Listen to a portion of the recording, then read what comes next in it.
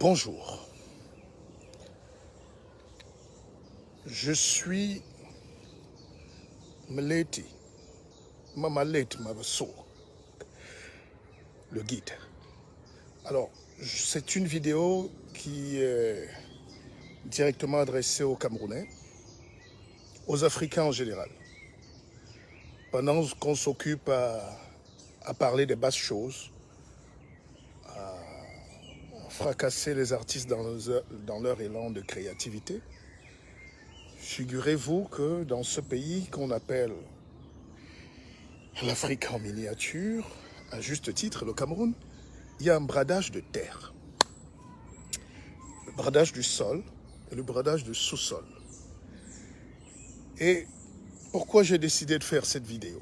Évidemment, c'est pour prendre la parole. Personne ne va vous donner la parole ou la liberté de la prendre. Alors, et j'ai suivi, et je vais le dire, excusez-moi, je suis en pleine forêt, je vais le dire, pour souligner que j'ai suivi Cabral Libi, qui est député à l'Assemblée nationale, qui est jeune, et qui a fait une sortie là-dessus, de quelques minutes. Déjà, bravo. C'est pour ça que je pense que la jeunesse peut. Mais ce que je demande ici, c'est qu'on dépasse un peu le cadre de l'indignation, j'allais même dire sélective, qui peut nous donner l'impression d'affairisme ou de frustration.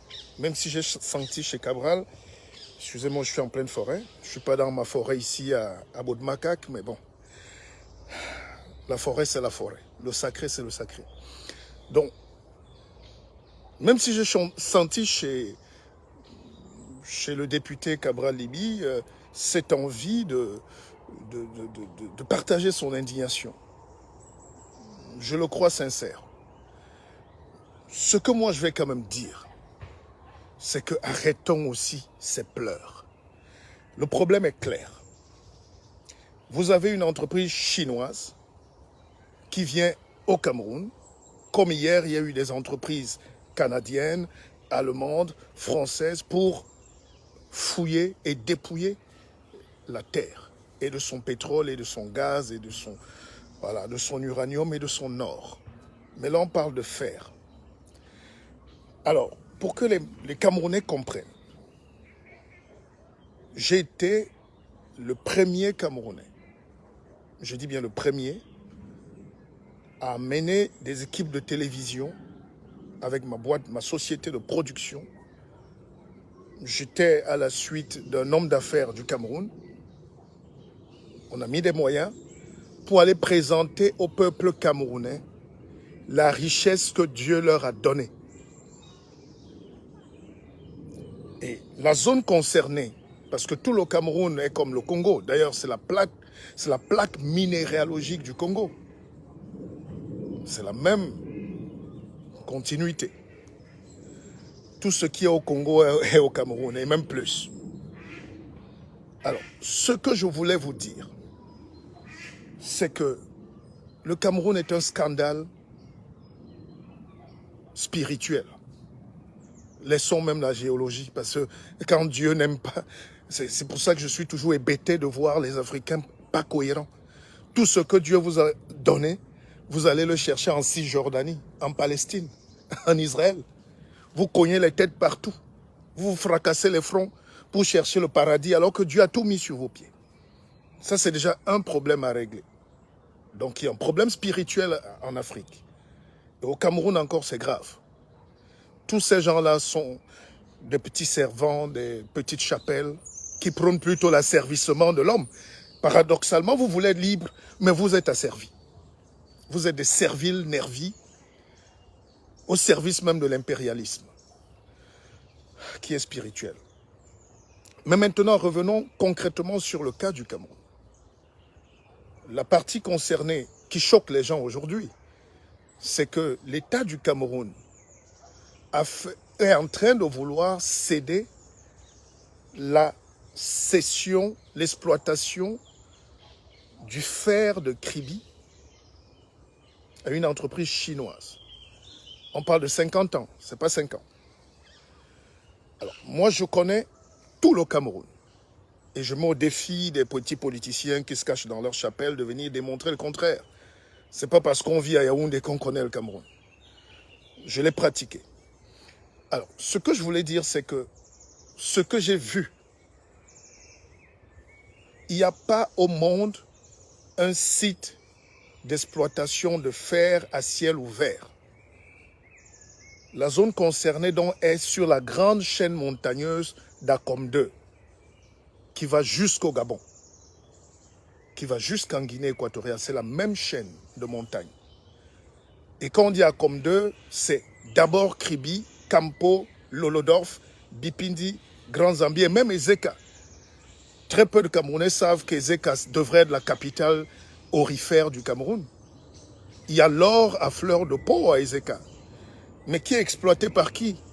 Par des petites mains, par des villageois, à main nue, qui n'exploitent même pas un 100 millième de leur propre or.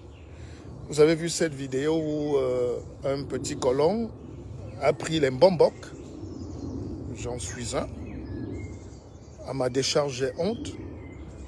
Un petit colon est arrivé, il a pris quelques tintins qui se disent chefs, mais qui sont en réalité limités et dépassés par la célérité du temps et de l'intelligence. Et ce monsieur, qui devait être français ou belge, allait leur dire « bénissons les ancêtres pour que l'or tombe », alors que lui, il avait, il avait le matériel. Pendant que nos chefs priaient, et nos ancêtres, nos doyens, lui, il exploitait de l'or. Et c'était à Ezeka. La vidéo est sur le net. Alors, ce que je veux dire, c'est que quand nous sommes arrivés, quand je suis arrivé sur le terrain, j'ai fait toute cette zone. On est parti de Douala, Kribi, mais Fifinda avant. Déjà, Elokbatindi chez moi, vous entrez, vous êtes derrière à Lolodorf. Vous traversez les chaînes de montagnes de Guap. Guap, c'est la zone où il y a l'or partout. Vous ressortez, si vous voulez, par Kribi et vous prenez la route de Grand Zambie. Vous arrivez à Lolodorf. Vous arrivez même à Bipindi. Et vous découvrez que le Cameroun n'a besoin ni du FMI, ni de la Banque mondiale. C'est nous qui devons prêter l'argent au FMI.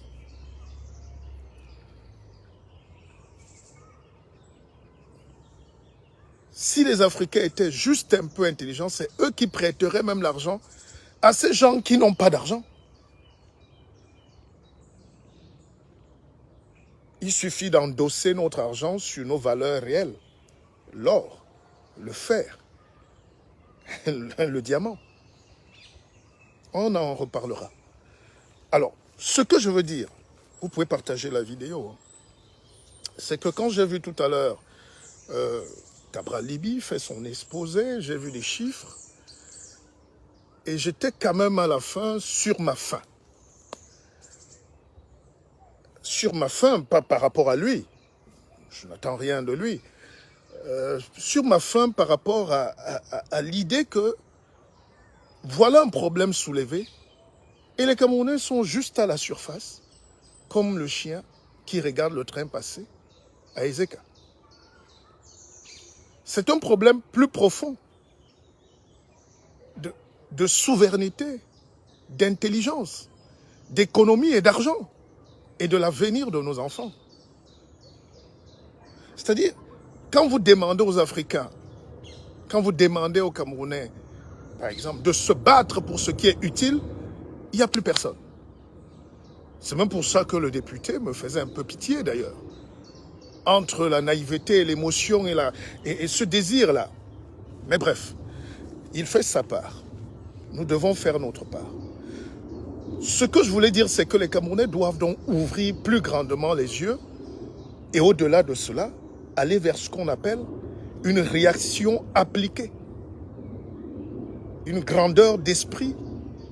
On a les moyens. Pour rallier déjà Kribi, où nous sommes partis avec Bokom, pour rallier Kribi et la petite zone de Grand Zambie et Lolodorf, On a fait plus de 8 heures en route. Moins de 100 kilomètres. Alors, l'industriel avec qui j'étais, le seul industriel camerounais qui essaye même d'être dans la mine, on dit qu'il est milliardaire. Mais nous sommes allés voir au Congo. Vous ne pouvez pas exploiter vos mines si vous n'avez pas l'argent, si vous n'avez pas l'expertise, dont le matériel. Arrêtons de pleurer.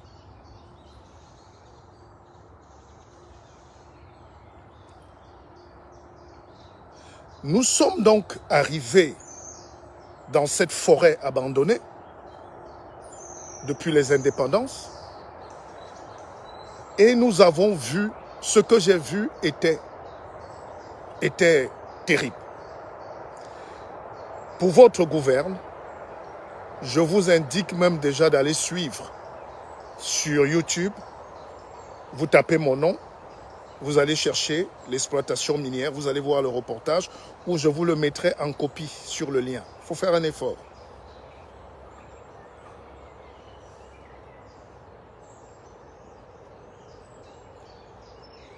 Alors, ce que je voulais dire, c'est que le Camerounais même qui veut exploiter la mine, quand on est arrivé au Congo, il a compris qu'il y a à peine une.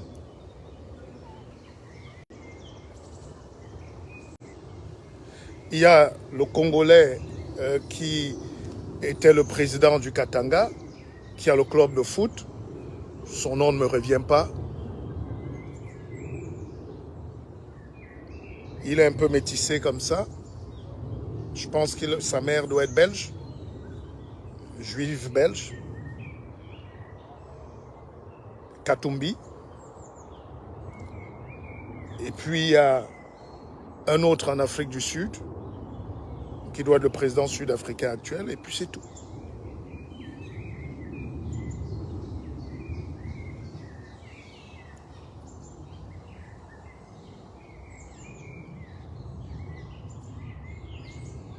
Mais partagez le direct, il est interrompu, qu'est-ce que je peux faire?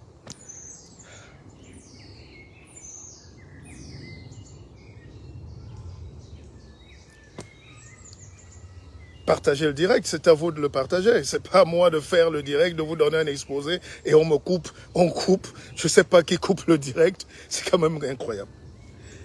Donc, il faut retenir qu'il n'y a pas plus de 5 Camerounais, 5 Africains. Je sais pas qui me gâte le direct, c'est quand même incroyable. Alors, il n'y a pas plus de 5 Africains qui sont dans l'or, le diamant et les minéraux en général. Alors, quand mon ami et partenaire et aîné et industriel au Cameroun a voulu prendre, débaucher un seul des ouvriers de Katumbi, il lui prenait 6 millions par semaine. Et j'ai vu le Camerounais, l'homme d'affaires camerounais mettre les mains sur la tête. Alors, il faut savoir donc que quand nous sommes arrivés dans cette forêt entre Lolodorf et Akom 2, sur le site que les Chinois sont en train de vouloir prendre aujourd'hui,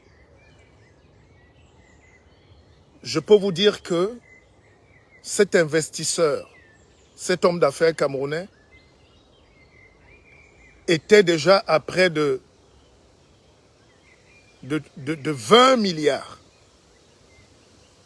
Il faut savoir que rien que pour gravir la colline, parce que c'est des montagnes, c'est des chaînes de montagnes, il y a des voitures qu'on appelle les trucks allemands, les trucks américains. Là. Un seul truck, un seul gros truck américain coûte 500 millions. Les petites voitures pour monter, pour grimper, là, les pick-up, les gros pick-up américains, là, c'est 100 millions le pick-up. Si vous avez 10, et il vous faut au moins 10, ça fait déjà 1 milliard. Pour payer déjà l'exploitation, pour payer juste l'exploitation, vous êtes déjà au minimum. C'est pour investir dans les mines, c'est au moins 100 milliards. Au minimum. Déjà pour avoir le permis, la licence, pour comment on va dire, l'expertise, pour explorer.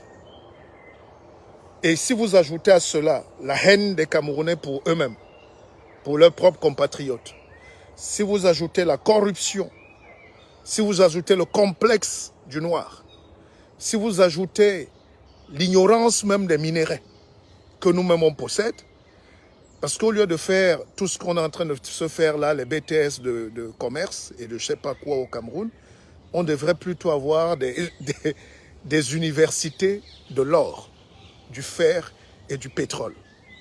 Tout ça, c'est l'or, l'or noir ou l'or jaune ou l'or. On devait travailler sur ce que Dieu nous a donné dans les minéraux. Alors, quand je dis ça, c'est que c'est bien de susciter le nationalisme. C'est bien de dire de ne pas signer face aux Chinois qui sont là. Mais si vous ne signez pas face aux Chinois, vous allez signer face aux Français, que vous détestez encore plus, qui n'ont même pas aujourd'hui les moyens de mettre en jeu tout un système d'exploitation. Mais les Canadiens, qu'on oublie aussi en Afrique, sont les premiers exploitateurs des mines au monde. Ils sont là, ils rôdent, ils viennent avec les moyens, ils viennent avec la corruption, ils viennent avec le matériel, ils viennent avec l'idéologie, ils viennent avec tout pour nous arracher. Alors, je m'adresse donc à tous les Camerounais ce soir. Au lieu de pleurer, au lieu de dire au président Biya de ne pas signer, au lieu de dire aux Chinois vous voulez que les Chinois partent quand ils ont trouvé de l'or et que vous ne savez pas ce que c'est? Alors, il faudrait que les Africains prennent donc conscience, surtout les Camerounais, à qui je m'adresse cet après-midi, que la vie est un combat, est une quête perpétuelle. Nous sommes entrés dans un système de production sauvage de capitaux et de moyens. Ceux qui prient beaucoup vont mourir, ceux qui pleurent beaucoup vont pleurer, ceux qui crient beaucoup vont tomber, ceux qui chantent beaucoup vont aller louer ce qu'ils veulent, mais la réalité est implacable. Si vous n'êtes pas un groupe, si vous n'avez pas l'expertise, si vous n'avez pas les moyens aujourd'hui, que vous soyez au Cameroun ou au Congo, si vous êtes idiot, si vous êtes pauvre, si vous êtes sans moyens, on va vous exploiter. Alors, dans le bel exposé de mon frère Cabral, il avait les chiffres, hein, ça c'était bien.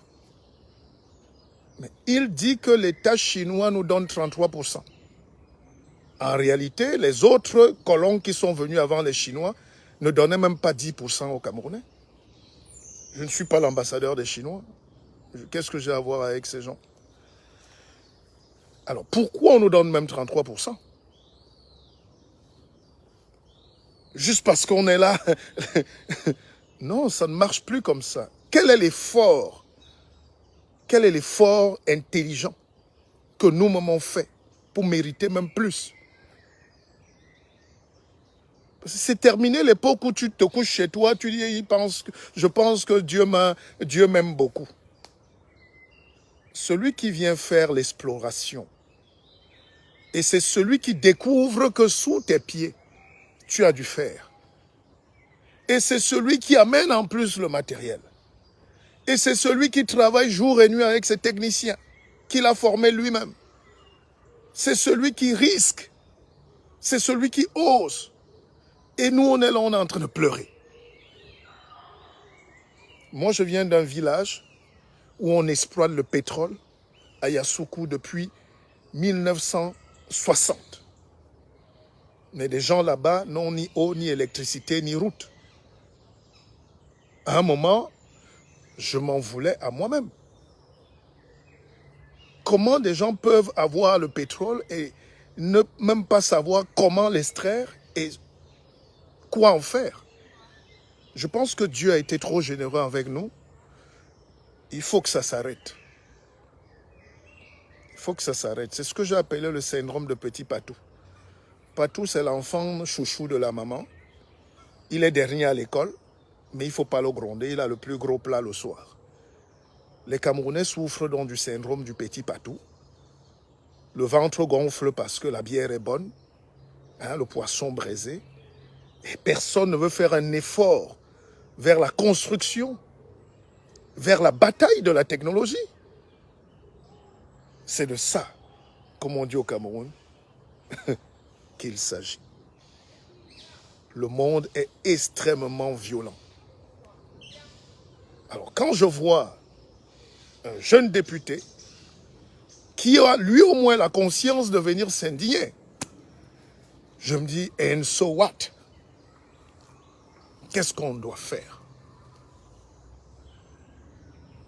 Il faut 400 milliards pour produire 9 000 milliards. Mais qui va donc, où est donc le leadership politique? Je vous parle, hein, vous les Camerounais, c'est vous-même qui prenez les gens, vous les mettez là-bas, vous dites qu'ils nous dépassent. Où est donc l'intelligence de raccommoder les forces pour trouver l'énergie nécessaire pour lever déjà, ces fonds? Je suis confiant et je fais confiance à la diaspora. La diaspora a 400 milliards dans les banques en Europe. L'argent que vous cherchez là, la diaspora a 400 milliards dans les banques aux États-Unis, dans les banques au Canada. Mais ils vont aller faire la crypto-monnaie, des choses inutiles qu'on ne voit pas, de la volatilité. Ils vont aller faire la brocante. Le noir, en général, n'est pas quelqu'un qui veut souffrir énormément et miser gros. Les petits profits, les petites choses, les basses choses. Les Africains vont faire de la brocante. Les Africains vont ramasser toute la poubelle en Europe. C'est eux qui nous mettent les vieilles voitures, les vieux matelas, même les soutiens, les slips usagés pour faire porter cela à nos femmes, à nos jeunes sœurs, en disant qu'ils sont hommes d'affaires. Les Africains, même quand ils sont hommes d'affaires là-bas au Cameroun, ou en Afrique en général, hein, ils reviennent acheter le riz. Ils mettent 10 milliards, 20 milliards, 40 milliards pour acheter le riz thaïlandais de mauvaise qualité qu'on ramasse au sol pour les chiens, pour aller faire manger leur peuple. Avec 40 milliards, on achète déjà un contrat d'exploitation. Je travaille un peu dans ce secteur, je connais. Les hommes d'affaires camerounais vont prendre quand même 170 milliards pour aller acheter le poisson pourri parce qu'ils veulent être milliardaires. Et vous les mettez à l'Assemblée nationale. Vous les envoyez au Sénat. Ces petits bandits-là se protègent et ne payent même pas les impôts. Et ils sont en train de s'enrichir. Il faut donc savoir qu'on ne s'enrichit que quand on n'a pas pensé à s'enrichir. On s'enrichit quand on a un projet de vie pour les autres. On s'enrichit quand on a l'onction, le risque de développement. Depuis les indépendances, l'Afrique tourne dans le bricole, la brocante, la poubelle, dans la déchetterie, le commerce des petites choses inutiles. Les autres investissent dans l'immatérialité, la science, la technologie. Et c'est ce déphasage-là, quand on est dépassé dans la course, qu'on se met à appeler au patriotisme. Qu'est-ce qu'on peut faire? Maintenant, même quand on a toute cette volonté, avec une diaspora bien formée, dans les meilleures écoles, riches, on crée encore un schisme entre ceux qui sont partis et ceux qui sont restés. La diaspora est détestée par ces villageois, nos frères, qui ont le privilège de tout confisquer sur place. Et ça met tellement mal à l'aise qu'il n'y a pas ce pont. Quand un ministre vient ici, c'est pour narguer les gens. Quand un fonctionnaire arrive en Europe, c'est pour narguer. Mais ils n'ont aucune volonté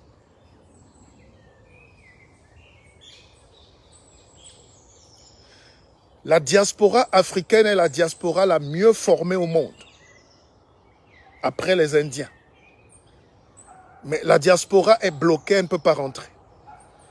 Même ceux qui veulent rentrer, je vous parle souvent de l'histoire de ce grand ingénieur camerounais qui a travaillé chez BMW dans les usines de montage et ce Porsche après, et qui est rentré au Cameroun faire griller les arachides. C'est-à-dire tu fais 10 ans d'études de la science appliquée, la technologie appliquée, la mécanique fondamentale, tu rentres chez toi, même un garage, tu ne peux pas ouvrir, tu te mets à griller les arachides et tu dis que tu es devenu businessman. Nous aimons la facilité. Nous aimons la fuite en avant. Nous avons une paresse légendaire. Nous avons une haine de nous-mêmes. Nous avons un complexe de ceux qui travaillent. Nous détestons les meilleurs. Pour réussir en Afrique, pour réussir au Cameroun, on ne demande même pas à quelqu'un d'être intelligent. Ça énerve. Mais les mêmes après veulent se plaindre quand ils sont dépassés par les moins intelligents que nous qui sont arrivés parce qu'on a chassé les plus intelligents. Je vous pose donc la question aujourd'hui, peuple camerounais, peuple africain.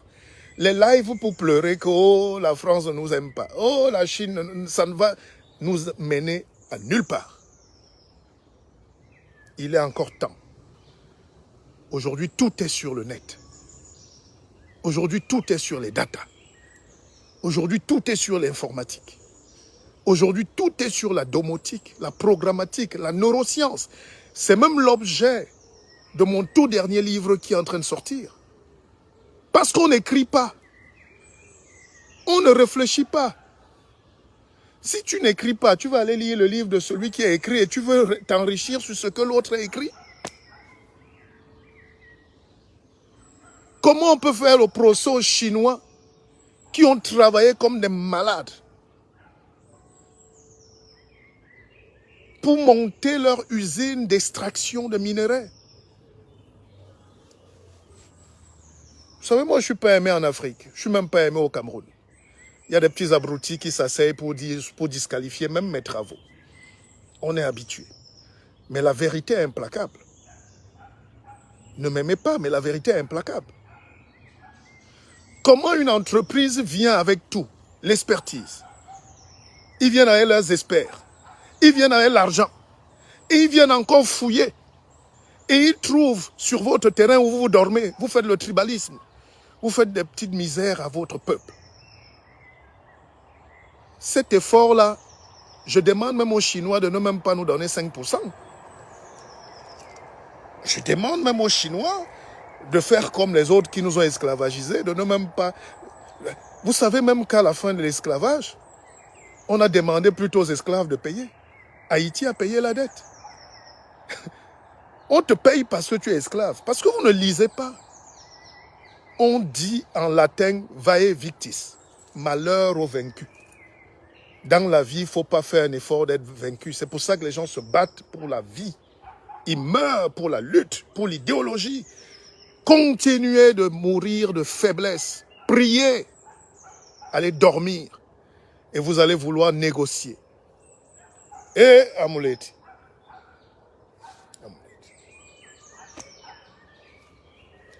Continuez de fuir la science qui est le langage de Dieu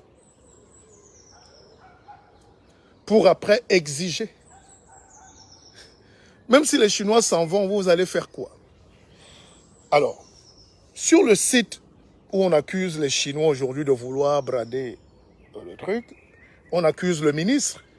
Entre-temps, l'État ne produit rien. Les rares hommes d'affaires ne veulent même pas payer d'impôts. Ils sont intouchables. Les gens volent leur propre argent, ils volent l'argent du peuple, ils volent l'argent de l'État et ils narguent le peuple et l'État. Alors, c'est ça qui est magique en Afrique.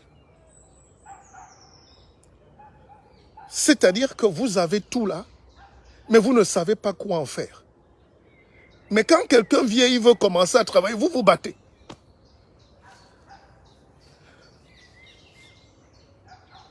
Il y a des Camerounais là qui sont multimilliardaires, ils nous narguent tous les jours.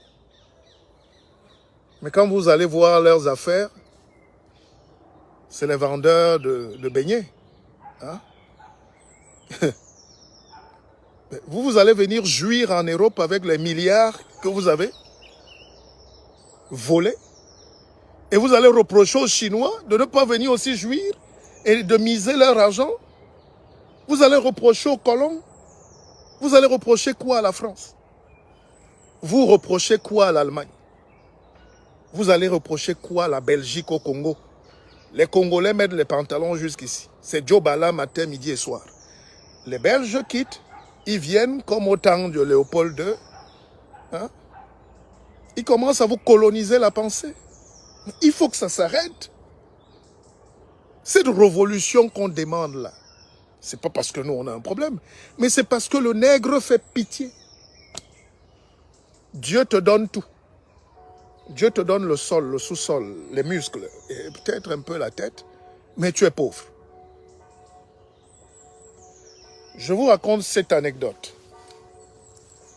Quand nous sommes arrivés dans le site des Chinois, partagez ce direct s'il vous plaît. Quand nous sommes arrivés donc sur ce site-là, entre Kribi, Akomde et Campo, pour exploiter le fer, j'ai failli mourir d'ailleurs dans cette forêt. On a dormi en brousse. Nous sommes montés très haut sur la colline. Et quand on est arrivé, on a commencé à décrocher le fer sur les murs.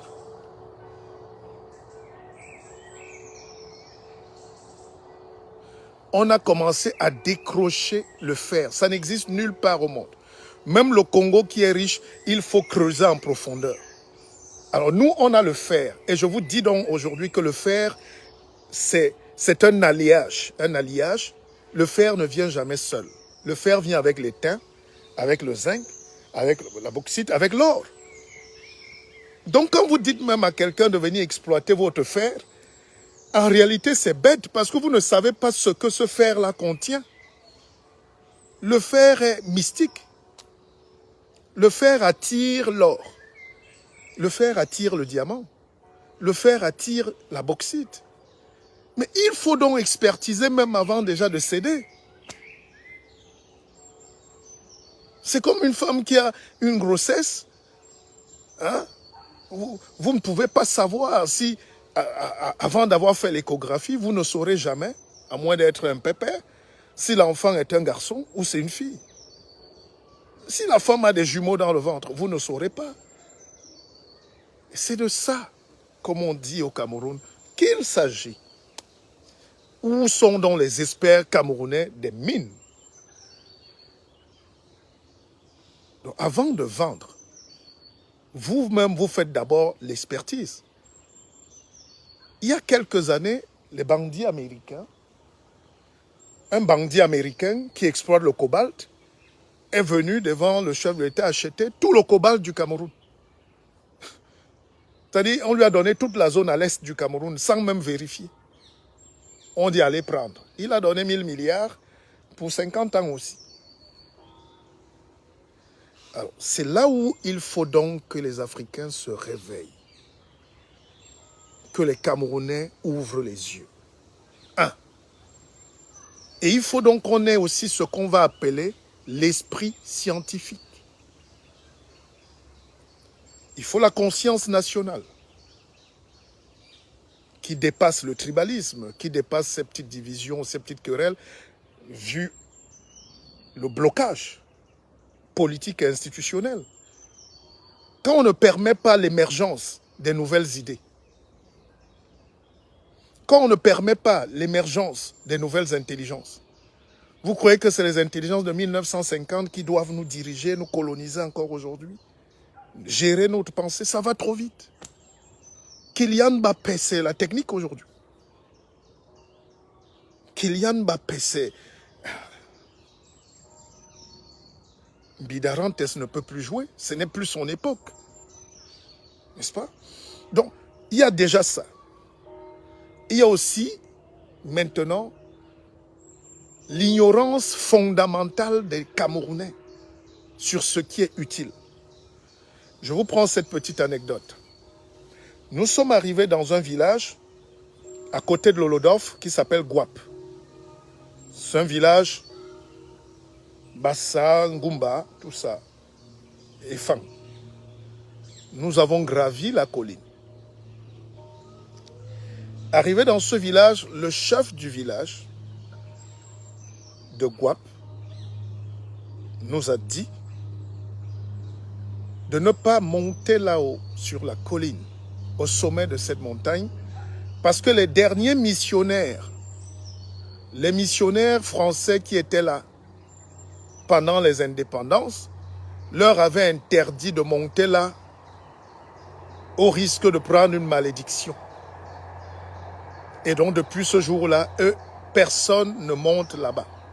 Vous voyez comment parfois même le colon utilise nos chefs d'État, nos dirigeants, pour asservir le peuple.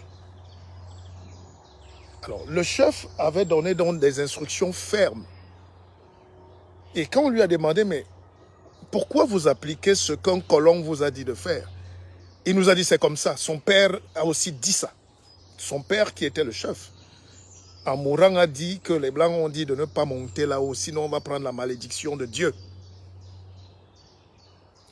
Et puis, nous, on avait donc ce GPS, on avait les données satellitaires. On est monté là-bas à 1h du matin. Et je peux vous dire, je vous donne le nom du coin, c'est Guap. Entre Elokbatindi, Lolodorf, vous passez par Bela, Guap, Nkolomunge. Ce village s'appelle Guap. C'est à côté des Eka d'ailleurs. Pour que, allez, il faut noter.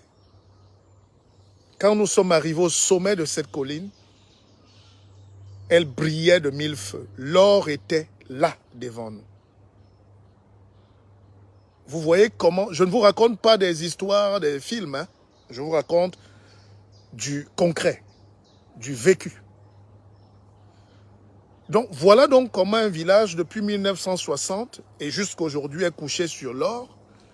Mais les interdictions, les dogmes religieux, la bêtise politique, la faiblesse étatique, le manque de volonté et d'ambition de ce peuple fait que les gens dorment, ils viennent crier à la télé et sur Facebook qu'on est exploité par les colons.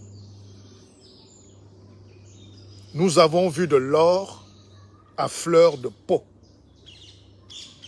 Et je vous dis, je reprends, ce village s'appelle Guap, à côté Yankolo, après vous avez Bipindi, après vous avez Lolodorf, après vous avez Ezeka.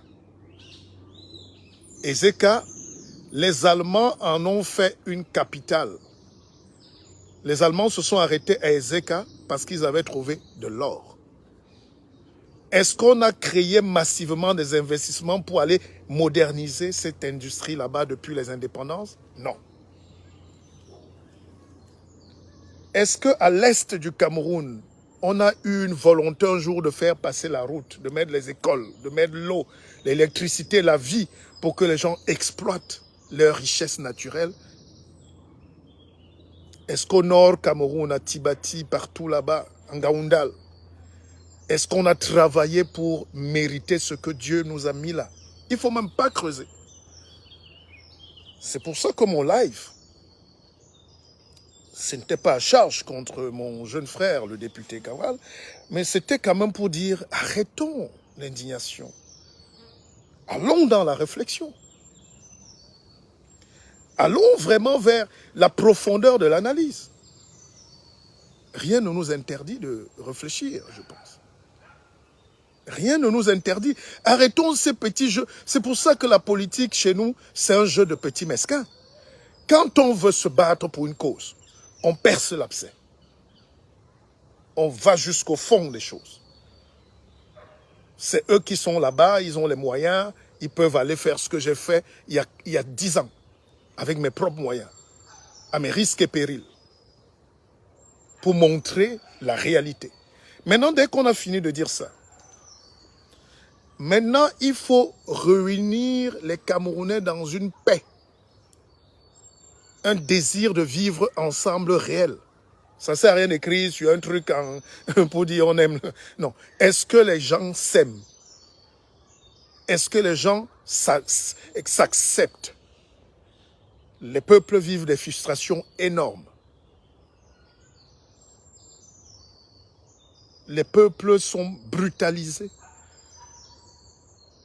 J'en ai tellement bavé, j'en ai tellement souffert de me voir traité souvent comme un paria parce que nous dénonçons ce qui est là. Aujourd'hui, vous ne pouvez pas passer une journée à Douala sans voir les casses partout. Les autochtones portent leur matelas sur la tête. Ça ne fait que commencer.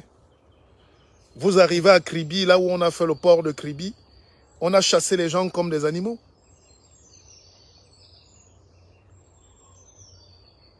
Vous arrivez à Yaoundé, les gens n'ont même plus où planter un macabo. Vous tombez maintenant au nord-ouest, c'est la catastrophe humanitaire. Vous arrivez au sud-ouest, le fleuron du Cameroun, la mamelle du Cameroun. La CDC était le plus gros employeur. Aujourd'hui, tout le monde fait les concours pour la fonction publique. La CDC, le plus gros employeur de l'État, est presque aux arrêts. Toutes ces sociétés qui produisaient comme la Socapalm là-bas sont à terre. Parce qu'il n'y a pas un déclic politique. Nous grattons, nous nettoyons la blessure au lieu de la soigner. Et j'ai peur que demain, ça nous coûte un bras. J'ai peur que demain, ce cancer-là ne soit métastasique. Qu'on nous coupe un pied. J'avais dit, moi j'aime les belles formules, que le Cameroun souffrait d'un diabète de type 2 aigu. C'est-à-dire le sang, le cœur, c'est pour pomper le sang. Je parle sous le contrôle des experts, des médecins qui sont là. Quand le sang est pompé par le cœur et que ça n'arrive plus vers les extrémités, parce que les artères sont bouchées, c'est ça qu'on appelle le diabète. Et quand le sang n'arrive plus, qu'est-ce qu'on fait? Il faut couper. Le sang ici, c'est l'économie. L'économie n'est plus pompée. Au contraire, les gens ont pompé l'État. Les gens se sont servis sur l'État. Les gens ont dépouillé l'État. Les gens ont affaibli l'État. Les gens se sont enrichis sur le dos de l'État et ils narguent le peuple. Et ça, il faut arrêter ça. La politique, c'est pour changer la vie des gens. Ce n'est pas pour changer vos vies. Si c'est pour changer vos vies, ne venez pas en politique. Alors, quand je regarde donc, qui aujourd'hui a la hauteur et la stature politique de se mettre là devant, de mettre la main sur la poitrine? Qui? Je ne dis pas qu'il n'y en a pas, mais je dis qui? Qui peut s'engager aujourd'hui à réconcilier déjà ce peuple meurtri, divisé par 60 ans de colonialisme?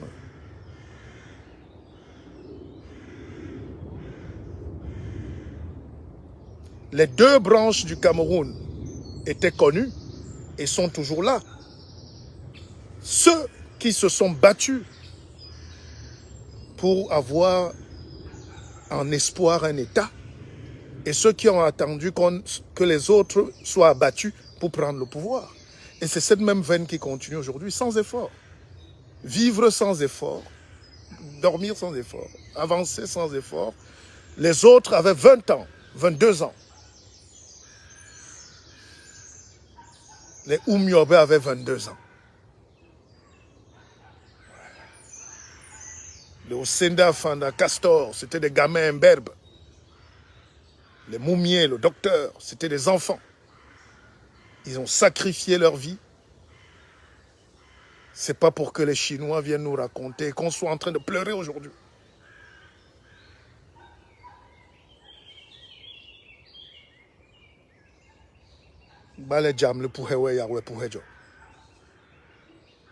Qui est prêt à lutter aujourd'hui? Les Lok Priso, Douala Mangabel, Madola,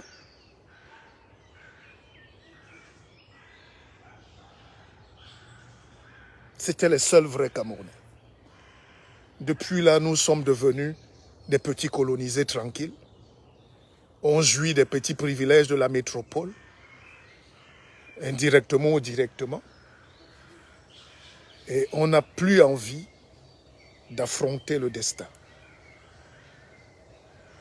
Un peuple qui n'arrive pas à s'assumer, à fuir, à dire stop, à affronter son destin, est un peuple qui ne mérite même pas 33%. Je demande aux Chinois d'aller là-bas et de nous donner même 2%.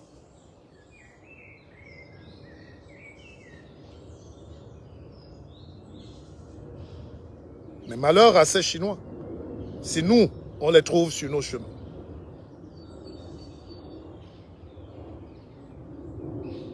Parce qu'il y aura l'heure du vrai réveil. Il y aura l'heure du vrai réveil de ce peuple. On dit chez nous, c'est pas parce que tu me vois incliné que tu crois que je suis tombé. C'est juste une position. Alors nous sommes en position inclinée, mais ce peuple n'est pas tombé. Pour votre gouvernement,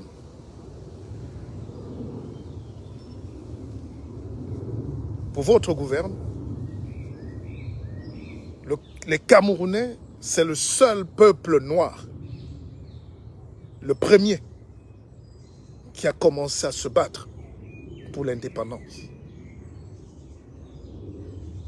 Ce n'est pas du chauvinisme. Hein. Je respecte, ce n'est pas Haïti. Je dis, après l'Indochine, en Afrique, c'est le Cameroun et paradoxalement, l'Algérie.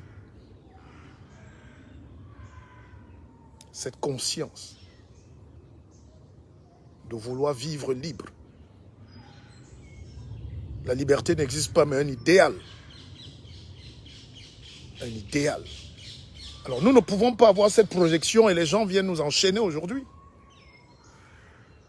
Nous nous enchaînons et nous pleurons que nous sommes dépassés, alors que nous nous sommes enchaînés. Nous sommes enchaînés par tout ce qu'on a, par toutes nos tares. Je ne vais indexer personne, je suis coupable. Je plaide coupable moi-même. Sinon, je ne serais pas à Paris. Je plaide coupable. Et j'accuse aussi cette petite élite-là qui s'engraisse, ce que moi je n'ai pas fait, et qui vole. J'accuse ces hommes d'affaires qui sont couchés sur leurs affaires. Les porteurs de macaroni et de matelas percés, de brocantes, de poubelles, au lieu de réfléchir comment donc trouver ces 100 000 milliards qu'il nous faut pour développer notre économie. Les pauvres s'occupent des petites choses, les puissances gèrent votre sous-sol. Trouvons l'équation. Est-ce qu'on est prêt? Parce que même quand on parle de banque, est-ce qu'il y a une banque camerounaise? Ne me citez pas des noms faciles là, parce que vous les raccourcis. Je peux vous démontrer que même les banques que vous croyez être camerounaises ne sont en rien camerounaises. Les propriétaires n'ont même pas parfois 10% dans leur propre banque. C'est des fonds suisses, c'est des fonds néerlandais, c'est toujours le colon qui tourne et tout. Et il y a une autre réflexion sur le rôle de l'Église. Mais vous savez, les Africains et l'Église, ils sont hystériques. Hein. Dès que tu vas commencer là, ils vont commencer à te flécher. Moi, le petit-fils de catéchiste de Moulay Tibso, je ne suis pas contre. J'aime Dieu. Sinon, je ne serais pas vivant. Je n'aurais pas cette petite intelligence. Mais il faut dissocier le fait religieux business et la spiritualité qui nous manque tant. L'Église catholique est là pour préserver le chaos. L'Église catholique en Afrique est là pour préserver leurs intérêts. Ils ne sont jamais du côté du peuple. Il faut que le Vatican s'assure que tous les pays là sont pauvres. Quand on est pauvre, on prie beaucoup. Quand on est pauvre, on va vite à l'église. Quand on est pauvre, on croit. On veille de prière. C'est l'opium. Ce n'est pas moi qui le dis, mais il faut le dire. Et puis à côté, vous avez toute cette bande de néo-évangélistes venus des États-Unis. On a introduit les caisses claires, les guitares solo dans l'église. Les Africains alors sont morts de danse. Même la prière ne passe pas, parce que prier, c'est méditer. Méditer, c'est parler à Dieu. Alors, dès qu'on a survolé tous ces chapitres, vous voyez qu'il nous manque beaucoup de choses dans la construction mentale, psychique, profonde de nos peuples. Tu ne peux pas fabriquer une voiture si tu n'as pas la spiritualité. Si Dieu ne t'aime pas, il ne te donne pas cette intelligence. Il ne peut pas. Tu vas braiser les maquereaux, le poisson, tu vas faire des trucs là, comme... Mais fabriquer le moteur, c'est Dieu. Si Dieu ne t'aime pas, il ne peut pas t'ouvrir les yeux. C'est ça qu'on va appeler l'esprit scientifique. La curiosité scientifique. Apprendre même déjà ce que c'est que la science fondamentale et la science appliquée. Dans nos télévisions, vous avez déjà vu combien de scientifiques? On a déjà vanté quel scientifique?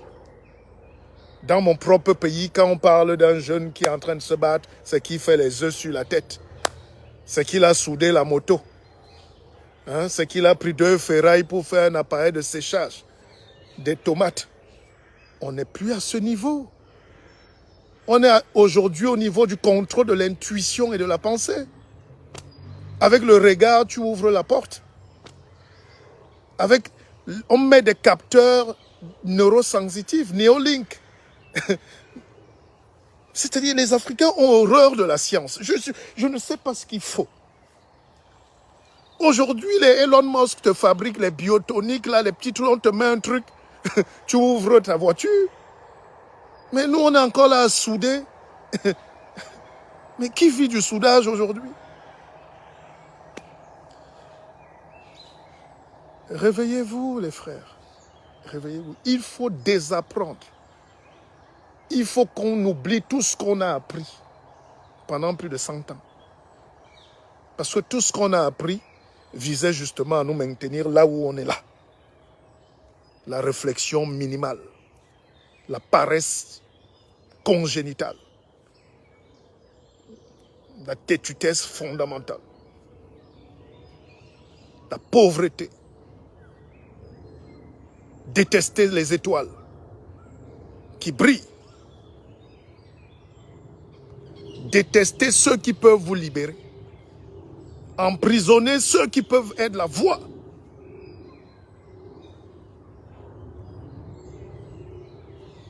Pousser à l'exil les meilleurs. Pour qu'on laisse le pays aux médiocres et ils viennent se plaindre après que voilà les gens qui viennent nous arracher tout. Le médiocre n'a pas d'autre moyen puisqu'il est médiocre. Il déteste ceux qui sont brillants, même dans leur famille. Il faut qu'ils meurent, qu'ils partent. Et par les subterfuges politiques, ils réussissent à les écraser. Maintenant, quand ils ont le pouvoir, les pleurs du mbolé commencent. Quand on a le pouvoir, même une petite parcelle, on change. On marque les esprits. On meurt. Le pouvoir, c'est pour mourir. Pour mourir pour les autres. Qui peut donc alors mourir? Qui peut mourir? Qui va mourir pour les autres? Eh, Amletier, Nawelier, Menwoy, Ngoronwa Lora, Baou. On est mort. On est mort. On est mort. C'est un message qui a une haute portée mystique ce soir. Je convoque donc tous nos ancêtres et je demande pardon à l'orque priso, à qui on a l'orgueil. Je demande pardon à Oumyobe. Mon pauvre. Traîner encore sur 6 km défiguré et les gens se moquent. Si tu te moques de ton ancêtre, tu vas aller chercher, tu vas aller prier les ancêtres de qui?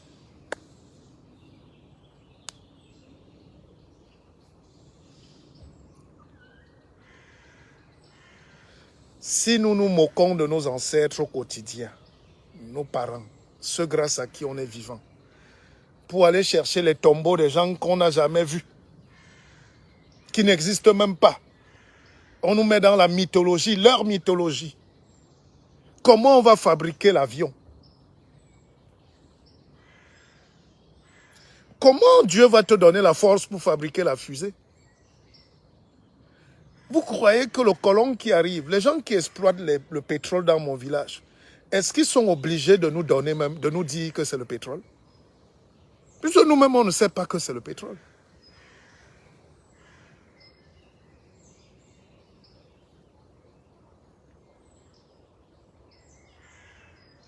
Est-ce que les gens qui exploitent notre EVA, s'ils ne nous disent pas pourquoi ils font les EVA, est-ce que nous, on sait même, ces gens-là savent où va leur EVA?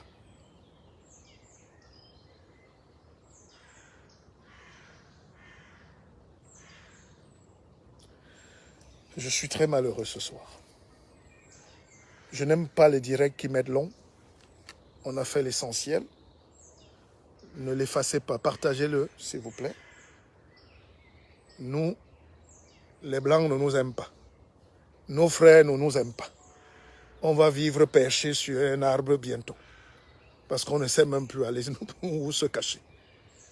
Quand tu es ici, ils détectent que tu es un ennemi. Tu les déranges. Mais on ne te fait rien. On te laisse manger. Quand tu vas au pays, ta propre famille dit qu'il faut la battre. Tes propres frères du village commencent à dire que tu n'es rien. Tu arrives à Yaoundé, il faut qu'on te neutralise. Qu'on prouve que tu es un affamé. Donc pas intelligent. Et à la fin, les gens meurent de désespoir. Et on passe à côté de notre destin. Notre jeunesse est perdue. Il suffit d'une petite bonne volonté, 5 petites années. 5 petites années pour qu'on se développe. Un seul plan quinquennal, 5 ans. 5 ans. Mais comme disent les pygmées de la forêt, Botiban, où sont les gens? Allez, j'ai écrit un dernier livre qui est dans le pipe là, qui est en train de sortir, qui s'intitule « Et si on s'augmentait ?» Si vous n'aimez pas lire, gardez-le pour vos enfants et commandez-le. Commandez-le. Parce que si on n'écrit pas, ce que j'ai dit là, Zuckerberg, avec sa tête pointue là, il peut appuyer un bouton là, ça s'efface. Mais vous n'allez pas brûler tous les livres.